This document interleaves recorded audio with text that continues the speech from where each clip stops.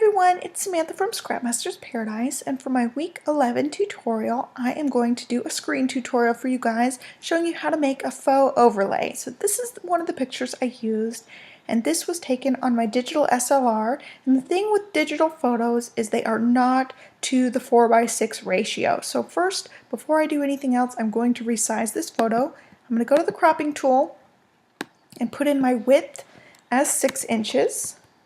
6 in, and then my height at 4 inches, and I'm going to crop this photo down so that it actually prints as a 4:6. So I like the sky being the main part of the photo, so I'm going to crop it right there and just hit enter to finalize that. To do a faux overlay, you just want white on top of your image. I used the words "that sky," so I'm just going to use the same thing. I selected the text tool and I have the text showing up as white. I want the words to be aligned over on the right hand side, so I set the right align text button there. And I'm going to pick a font that's a chunky bold font. I'm not sure what font I used before. It might have been this one. I don't know how to say it. So it's right there, and I'm just going to write "that sky." You can see it's super tiny right now. I got to resize it. I wrote "that sky," checked off yes, and then I'm going to resize this because it came out super tiny. I want these letters to be big and chunky, and I think this is the font I used now that I look at it. And I don't like this big huge space in between the letters. I'm going to mess with that over here under the character panel. If you don't have this open, you can go under Window and select this character right here, and that opens this little box for you. I'm going to change the leading, and that's right here. And right now it's set at 95.68.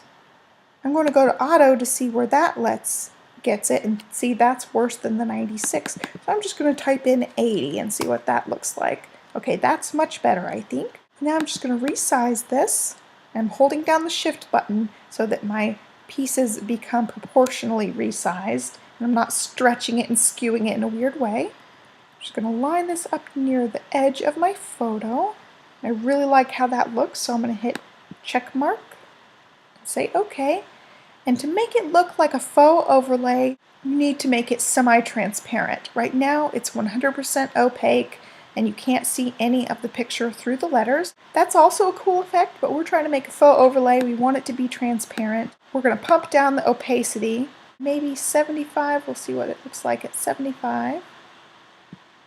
74.